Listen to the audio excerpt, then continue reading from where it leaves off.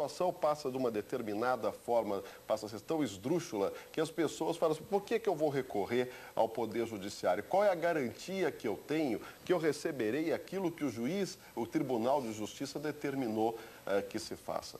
Portanto, eu vejo que tem que haver uma solução. A forma como hoje nós temos tratado os precatórios, ela é muito ruim, mas sem dúvida nenhuma, ao que está sendo proposto hoje no Senado não é a solução. A Ordem dos Advogados tem puxado realmente essa bandeira, né?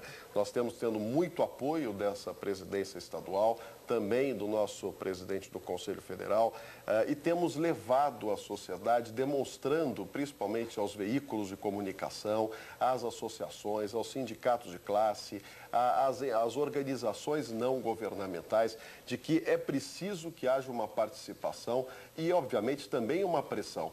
Uma pressão não como essa que está sendo colocada aos senadores, por parte dos governadores, por parte dos prefeitos, mas uma pressão da sociedade para o resgate da cidadania, o resgate da democracia. Nós não podemos conviver num país onde não se respeitará o Estado de Direito, a coisa julgada e o ato jurídico perfeito. Para o nosso colega que está nos assistindo da TV Cidadania, que milita no dia a dia do fórum, sabe como é difícil, como é complicado você ter essa discussão dos cálculos, né? A parte contrária, no caso, os estados, os municípios, eles protelam, eles empurram com a barriga o processo judicial para não concluir aquela decisão. Eu tenho certeza que se tivermos que refazer todos os cálculos, nós nunca chegaremos a um resultado final, porque o poder público vai continuar impugnando cálculo por cálculo. E hoje nós estimamos em mais de 600 mil credores, ou seja, 600 mil cálculos que teriam que ser refeitos só no estado de São Paulo para fim de reorganização dessa fila. O leilão foi feito para não funcionar, né? Primeiro você tem competições onde as pessoas, os credores, darão o maior número de desconto. Então eu vou dar 15%, outro oferece 20% de desconto, outro 30%, 40%, 50%. Concluída essa faixa, vamos dizer que dois credores disseram, olha, nós vamos dar 50% de desconto para receber o nosso crédito.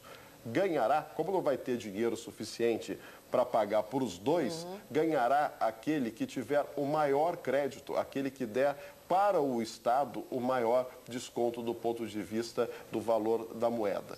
Então, realmente, o leilão está feito para encerrar com as dívidas sem que os governos quite aquilo que tem a sua obrigação para com o cidadão, para com a justiça. Beth, os precatórios alimentares, realmente os credores vivem uma situação absurda, uma situação desumana, passível, sem dúvida nenhuma, de denúncia aos órgãos de defesa dos direitos humanos. No estado de São Paulo, por exemplo, os créditos alimentares que estão sendo pagos hoje são aqueles que deveriam ter sido pagos em 1998.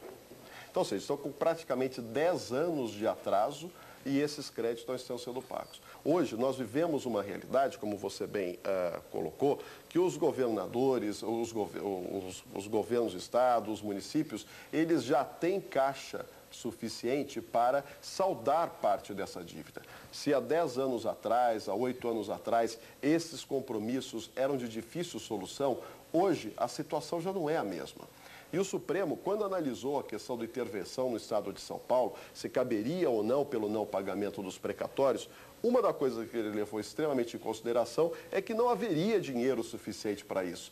Essa realidade hoje já não é mais verdade. Essa realidade hoje mudou. Hoje nós sabemos, nós vemos nos balanços. Nós temos, por exemplo, na Prefeitura de São Paulo, o balanço sendo publicado mensalmente, que há recurso investido no mercado financeiro, em aplicações financeiras. Esses recursos poderiam ser destinados para o pagamento de parte dessa dívida.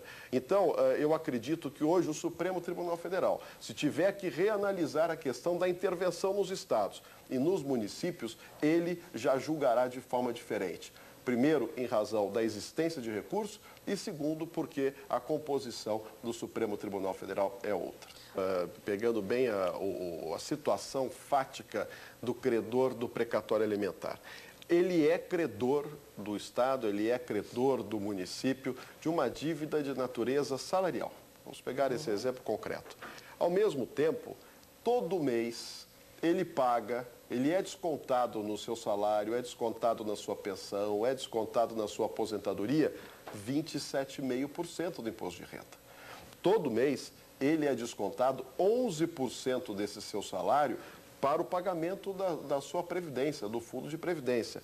Portanto, nós temos aí, bem ou mal, uma conta de mais de 30 e tantos por cento, 35%, dependendo da faixa salarial.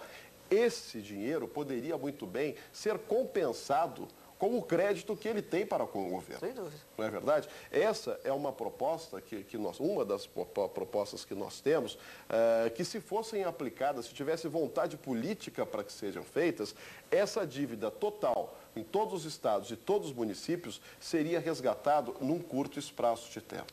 Beth, sem dúvida nenhuma, se essa PEC for aprovada da forma em que está o relatório do senador Ralph, eu tenho certeza que viveremos um período de pelo menos 2 anos sem nenhum depósito judicial para o pagamento dos precatórios, sejam eles alimentares ou os não alimentares.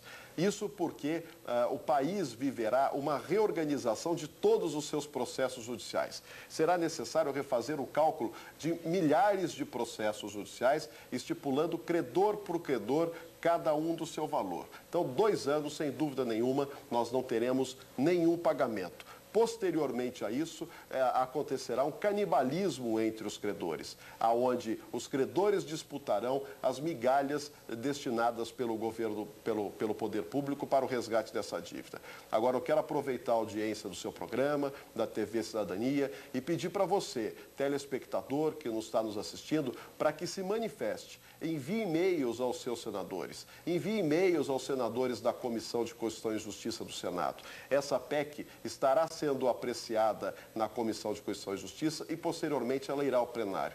E eu tenho certeza, porque eu confio no Senado da República, que os nossos senadores, ouvindo a OAB, ouvindo você, credor, eles se sensibilizarão para essa situação e não levarão o país para a bancarrota. Farão com que o país resgate a sua dívida e o seu crédito com o Poder Judiciário e com o você, cidadão.